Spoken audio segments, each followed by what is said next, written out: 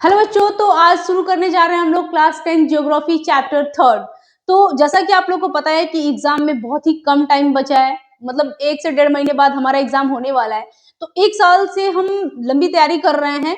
देखिए, ये मैटर नहीं करता कि हम कितना अच्छा कितना डिटेल 1 साल से तैयारी कर रहे हैं। हम इन 1-2 महीनों में अपना कितना कंट्रीब्यूशन देते हैं एग्जाम को लेकर के, अपने रिजल्ट को लेकर के, ये बहुत ज्यादा मैटर करता है। क्योंकि ये 1-2 महीने की पढ़ाई हमारे रिजल्ट को डिफाइन करती है, तय करती है, हमारे रिजल्ट को देखती है। तो अब आज की क्लास में हम लोग स्मार्ट वर्क से पढ़ेंगे, क्योंकि अब हम डिटेल में नहीं पढ़ेंगे, हम उतना नहीं पढ़ेंगे जिसका एग्जाम से कोई मतलब नहीं है। हम वही पढ़ेंगे, वही टॉपिक्स कवर करेंगे, वही पॉइंट पढ़ेंगे जिससे क्वेश्चन बनेगा, और बनना एकदम 100% तय है। तो चलिए आज हम लोग अपनी क्लास एक नए सिरे से स्मार्ट तरीका से स्मार्ट वर्क शुरू करते हैं। तो हम लोग शुरू करते हैं वाटर रिसोर्स के बारे में। देखिए, वाटर क्या है? वाटर हमारे लिए एक रिसोर्स है, जैसे बाकी सारे मिनरल हमारे लिए रिसोर्स है, और भी जितनी भी चीजें जो हमारे लिए रिसोर्स है, उसमें से वाटर जो है वो बहुत ही इंपॉर्टेंट है, क्योंकि इसके बिना कोई भी रिसोर्स हमारे काम में आने वाला नहीं है, बिकॉज वाटर इज लाइफ। अच्छा, हम लोग वाटर में क्या क्या पढ़ेंगे? वाटर की अवेलेबिलिटी को भी पढ़ेंगे कि वाटर कितना अवेलेबल है। दूसरा, वाटर स्कैरसिटी भी पढ़ेंगे, और कंजर्वेशन भी पढ़ेंगे। क्या पानी की कमी है? क्योंकि हम लोग आए दिन ये खबरें सुनते हैं, ये पानी बचाओ, सेव वाटर सेव लाइफ। जब देखो पानी की हाय मची रहती है। अभी तो इस टाइम ठंडी है तो ठीक है, जैसे ही मई जून जुलाई आएगा वैसे ही वाटर स्कैरसिटी क्रिएट होने लगता है। तो ऐसा क्या है, वाटर कितना है, क्यों हो रहा है, ये सारी प्रॉब्लम आज की क्लास में हम लोग देखेंगे। देखिए, हमारा अर्थ क्या जाना जाता है? हमारा अर्थ एक ब्लू प्लैनेट के नाम से जाना जाता है, क्योंकि यहाँ पे पानी है। हम अर्थ ही एक ऐसा प्लैनेट है जहाँ पे पानी मिलता है, इस वजह से अर्थ को क्या कहते हैं? ब्लू प्लैनेट कहते हैं। अब देखने वाली समझने वाली बात ये है कि हमारे अर्थ पे, जैसे कि देखिए ये मेरा पूरा अर्थ हो गया, अब इस पे हमारा पूरा 4th पार्ट है, ठीक है। इसमें से जो 3rd पार्ट है, ये पूरा 3rd पार्ट क्या है? वाटर है। मतलब कि 3/4 part of the earth is covered from water. हमारा वाटर जो है वो अर्थ के 3 पार्ट में गिरा हुआ है, और सिर्फ एक ही पार्ट जो है वो क्या है? हमारा सिर्फ एक पार्ट क्या है? सरफेस है, ये बस ये। बाकी ये सब क्या है? ये सब वाटर है, और ये सरफेस, यानी कि 71% वाटर है हमारे अर्थ पे, और 29% क्या है? सरफेस है। फिर भी हम क्यों कहते हैं वाटर स्कैरसिटी है, पानी को बचाओ, क्यों कहते हैं भाई? चलिए देखते हैं। हाँ, पानी तो है, पर ओशियन का पानी जो है क्या हम पी सकते हैं? नहीं पी सकते। क्यों? क्योंकि ये कैसा वाटर है? It is saline water. कैसा वाटर है? सैलिन वाटर है, अल्काइन वाटर है, नमकीन पानी है, खरा, नहीं पी सकते, मर जाएंगे। इतना अगर नमक हमारे बॉडी में जाएगा तो हमारे ऑर्गन्स जवाब दे देंगे।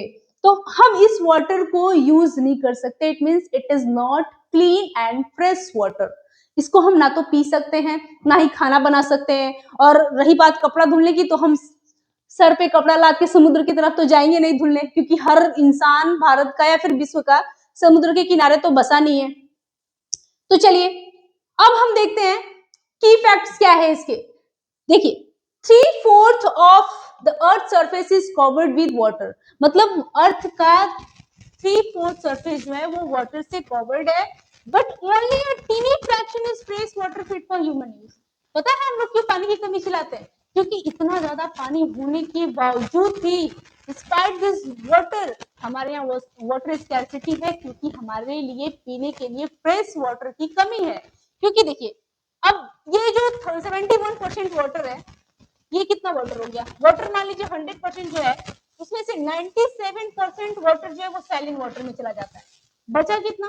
3% वाटर। तो 3% water is only available for our use. अब 3% में भी 2% क्या है? 3% देखिए फ्रेश वाटर है।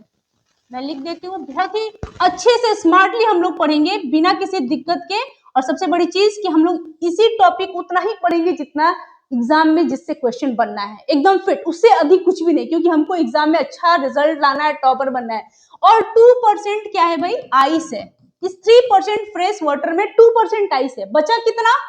Only 1% water is available for our drinking. सिर्फ 1% पानी है हमारे पीने के लिए, जो क्लियर है। अब हम आइस तो पिएंगे नहीं, बर्फ पी सकते हैं क्या? नहीं पी सकते। तो देखिए अब कह रहा है next, source of fresh water. Fresh water के सोर्स क्या क्या है, वो कौन कौन से भी है, वो कौन कौन से सोर्स है जिसकी वजह से, जिसके माध्यम से हमको फ्रेश वाटर मिलता है। तो पहली चीज प्रेसिपिटेशन। प्रेसिपिटेशन के बारे में हम लोग को क्लास 4 से पढ़ाया जाता है। प्रेसिपिटेशन एक प्रोसेस है जिसके थ्रू जो वाटर हमारे क्लाउड में होते हैं, ड्रॉपलेट्स होते हैं, वो रेन के फॉर्म में, स्नो के फॉर्म में, जो कोहरा होता है ठंडी में, इस तरह के फॉर्म में वो क्या करते हैं, हमारे पृथ्वी पर डाउनफॉल होता है, उसको, उस प्रोसेस को कहते हैं प्रेसिपिटेशन। तो पहला हमारा फ्रेश वाटर का जो सोर्स है वो क्या है, प्रेसिपिटेशन, और माना जाता है और है भी। जो वर्षा का जल होता है, रेन वाटर होता है, वो एकदम प्योर और फ्रेश वाटर होता है, उसको हम बिना किसी फिल्ट्रेट किए पी सकते हैं। Next surface run of. जो हमारे सरफेस पे कुछ लेक्स हैं, जो मीठे पानी की झील जो है, जैसे कि वुलर लेक हो गया, और भी नदियां हैं जो जहां से हम पीते हैं, पानी ले सकते हैं, वहां पे फ्रेश वाटर है। तो कुछ सरफेस पे जो वाटर बह रही है वहां फ्रेश वाटर का सोर्स है। और सबसे इंपॉर्टेंट, सबसे most important source of fresh water is ground water. Ground water देखिए, अब इसमें जैसे हम सबमर्सिबल कर लेते हैं और कुएं से जो पानी आता है वो ग्राउंड वाटर का सोर्स होता है, फिर चापाकल जो होता है जो हम चलाते हैं, जो पानी आता है, तो वो ग्राउंड वाटर से आता है, तो वो फ्रेश वाटर निकलता है। अब ये सारे सोर्सेज हैं हमारे फ्रेश वाटर के, मतलब यहाँ से हमको पानी मिलता है जिसको हम पी सकते हैं, खाना बना सकते हैं, बाकी अपने बाथिंग के लिए, कुकिंग के लिए, और भी जगहों, और भी चीजों के लिए यूज कर सकते हैं। सो अगर क्वेश्चन आ जाए, अगर क्वेश्चन आ जाए कि write the sources of fresh water, then you can write this all sources of fresh water। ठीक है, तो ये एक दो नंबर का आ सकता है या फिर 3 नंबर का आ सकता है। नेक्स्ट देखिए हाइड्रोलॉजिकल साइकिल क्या है।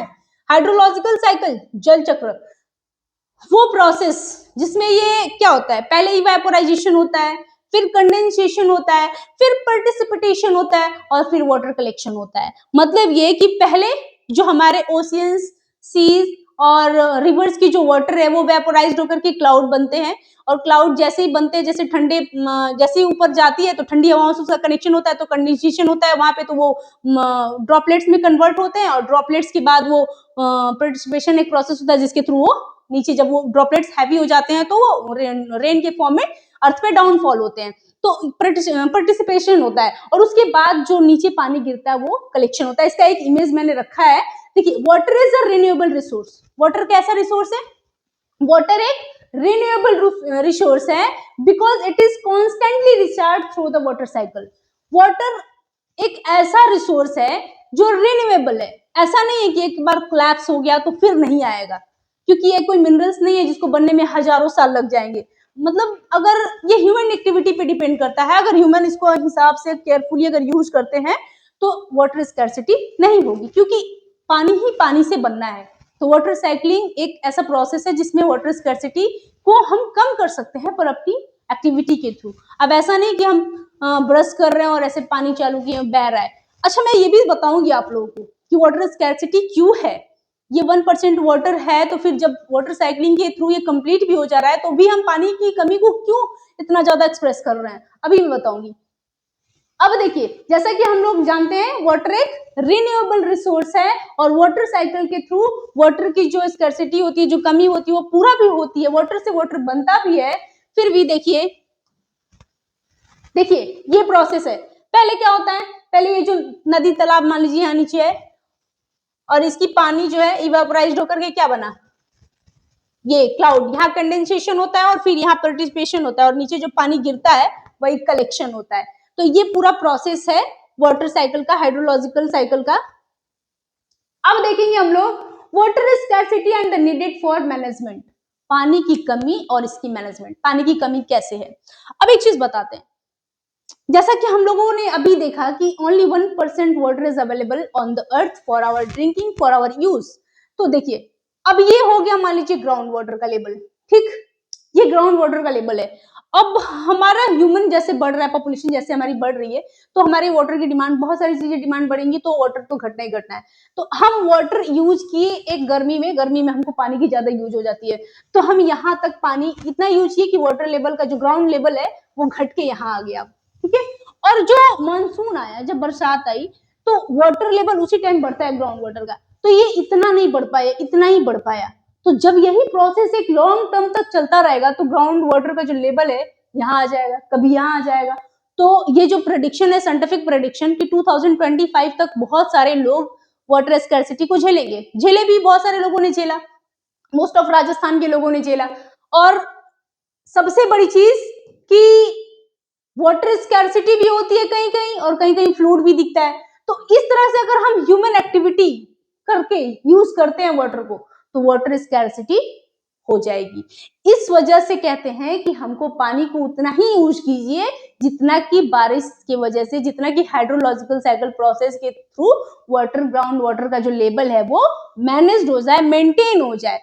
अब देखिए वो कौन कौन सी कॉजेज है, क्या रीजन है वाटर स्कैर्सिटी का। This are the causes of water scarcity. Over exploitation मतलब कि पानी का बहुत ज्यादा एक्सेसिव यूज करना, जैसा कि मैंने अभी अभी बताया मोस्ट ऑफ लोगों की हैबिट होती है, ब्रश कर रहे हैं, टैप ऑन है, पानी गिर रहा है, वो तब तक गिरेगा जब तक कि हम ब्रश नहीं कर रहे। अरे भाई बंद कर दो, इतनी भी क्या जरूरी है। तो पहला ओवर एक्सप्लॉइटेशन, मतलब ये कुछ लोग देखो एग्रीकल्चर में भी वाटर यूज करते हैं और खासकर इलेक्ट्रिसिटी से।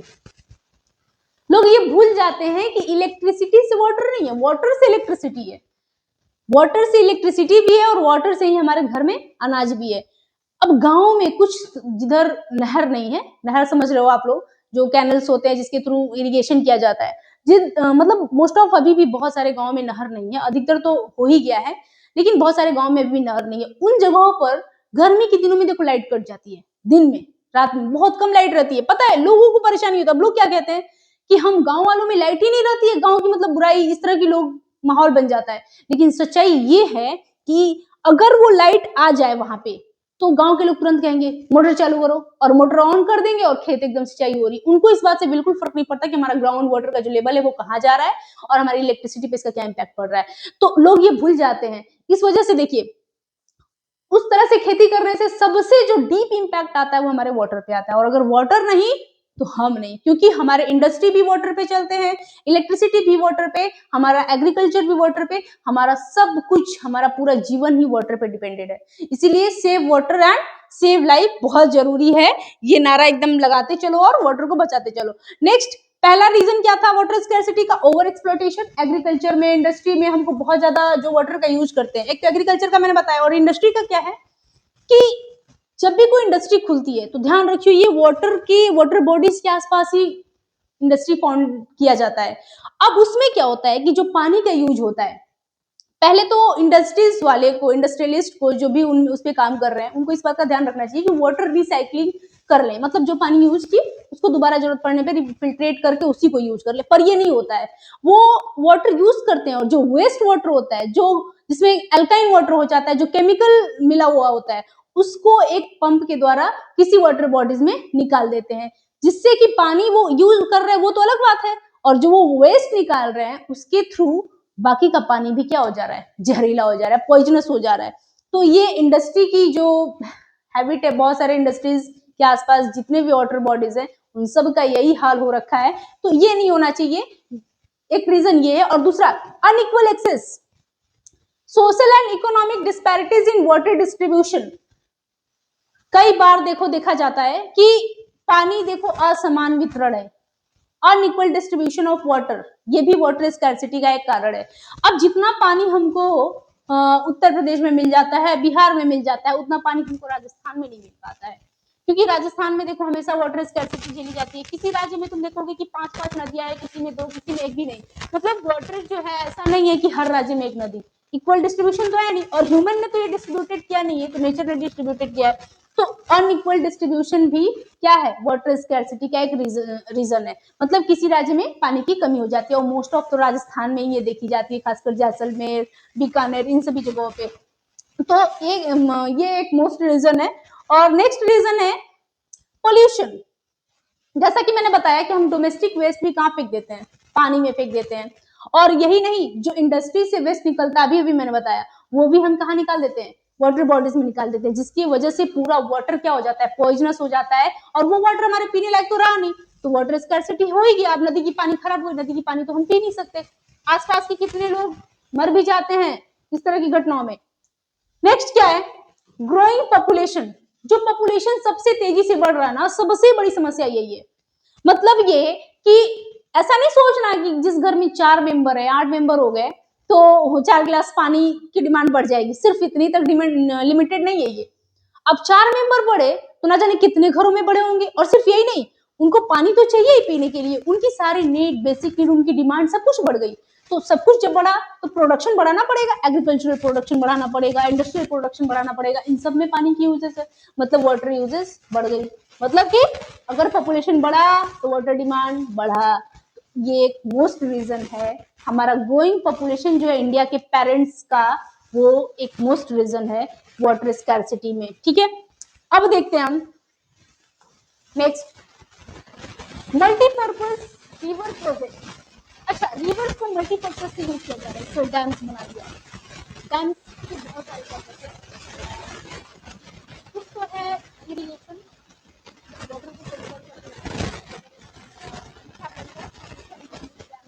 यूज कर ले। दूसरा, फ्लूड कंट्रोल करना, वाटर डायरेक्शन को कन्वर्ट करना इधर से उधर, क्योंकि फ्लूड के टाइम पे भाई एकदम आउट ऑफ कंट्रोल हो जाता है सिचुएशन, और इंडिया का इस टाइम पे तो बहुत बुरा हाल हो रखा था, खासकर पंजाब का। बिहार में भी कुछ कम नहीं था, कई गांव बह गए। तो फ्लूड को कंट्रोल करने के लिए डैम बहुत जरूरी होता है, ना सिर्फ फ्लूड को कंट्रोल करने के लिए, कभी सूखा पड़ गया तो उस टाइम पे, वाटर स्कैर्सिटी के टाइम पे भी डैम काम में आता है। और दूसरा कि अगर हम कोई मत्स्य पालन कर रहे हैं, मछली वगैरह पालन कर रहे हैं, तो इन सब में भी डैम का यूज हो जाता है। अच्छा, तो इसीलिए इसको कहा जाता है मल्टीपर्पस ऑफ रिवर। अब इसमें देखिए बहुत सारे नदियों पे डैम बनाया गया है, और ना सिर्फ इन्हीं सभी कामों के लिए, बल्कि इलेक्ट्रिसिटी क्रिएट करना भी उसमें से एक। देखिए definition, large dams build for multiple goals, irrigation, electricity, fluid control and fish breeding. मतलब ये कि जो बड़े बड़े डैम्स हैं वो क्यों बनाए जाते हैं, उसके मल्टीपल गोल्स होते हैं, इरिगेशन होता है, इलेक्ट्रिसिटी क्रिएट करना होता है, फ्लूड कंट्रोल करना होता है, एंड फिश ब्रीडिंग करना। मतलब कि बहुत सारे पर्पस की वजह से डैम्स बनाए जाते हैं, इसकी वजह से इसको क्या कहा जाता है, मल्टीपल पर्पस ऑफ रिवर्स। ठीक, कहाँ गया, देखिए हाँ, जवाहरलाल नेहरू के व्यू पॉइंट ऑफ व्यू से देखते हैं, वो डैम्स को क्या कहते थे। उनका मानना था कि जो डैम्स हैं ये टेम्पल है मॉडर्न इंडिया के।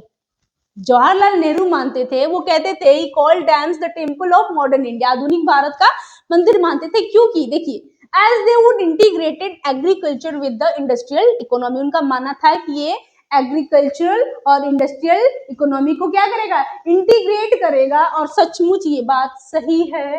देखिए इसके बाद देखिए कुछ वाटर डैम्स हैं, कुछ एग्जाम्पल है भारत में, कुछ मुख्य वाटर डैम है जिसके बारे में हम लोग पढ़ लेते हैं। हाँ, एक चीज इंपॉर्टेंट, मैप आपका यहीं से आएगा कि कौन सा डैम किस रिवर पे है और किस पर्पस से बना है।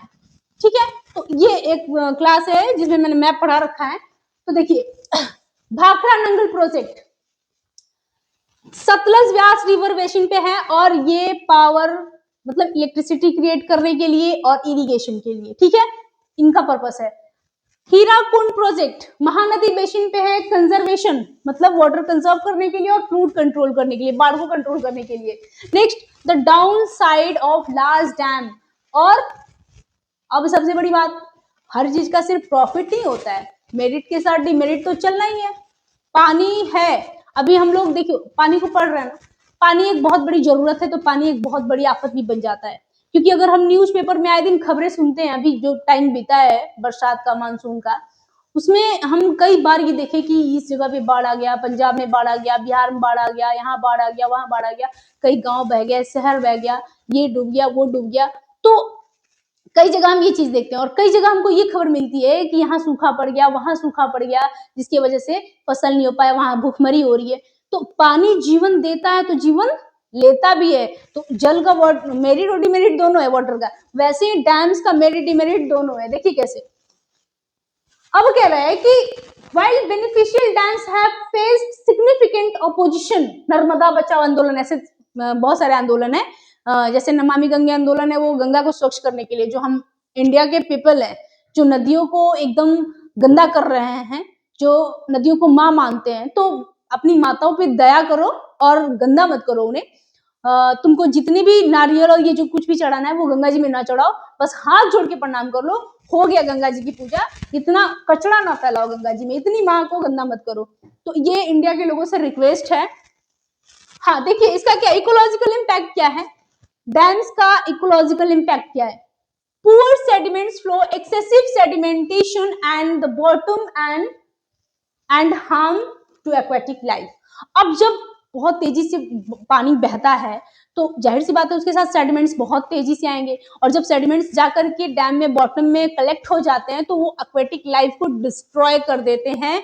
तो सबसे बड़ा डिमेरिट डैम्स का कि एक्वेटिक लाइफ डिस्ट्रॉय हो जाता है, और सिर्फ यही नहीं, बहुत सारे लोगों को जो आसपास रहते हैं, क्योंकि पानी फैल भी जाता है, जब बरसात की पानी आती है फ्लूड की तो बहुत ज्यादा होता है, तो आसपास के लोगों को माइग्रेट भी करना पड़ता है, अपना जीविका अपना लाइवलीहुड छोड़ के जाना भी पड़ता है। सोशल इम्पैक्ट देखिए क्या पड़ता है, ecological impact, aquatic life distract होता है, डिस्ट्रॉय होता है, और सोशल इम्पैक्ट क्या है, large scale displacement of local communities and loss of livelihood. मतलब बड़े स्केल पर लोकल कम्युनिटी के लोग क्या करते हैं, माइग्रेट कर जाते हैं और अपने घर बार छोड़ जाते हैं। इन्वायरमेंटल इम्पैक्ट क्या पड़ता है इसका, can trigger earthquakes and cause waterborne disease due to stagnant water. अब इसके वजह से, डैम्स की वजह से, क्योंकि भाई पानी बहुत ही प्रेशर से नीचे जाएगा, तो जब प्रेशर से जाएगा तो चट्टानों में जाएगा नीचे, और चट्टानों में जाएगा तो क्रैक्स के थ्रू वो नीचे तक जाएगा चट्टानों तक, और इसकी वजह से जो प्लेट्स हैं वो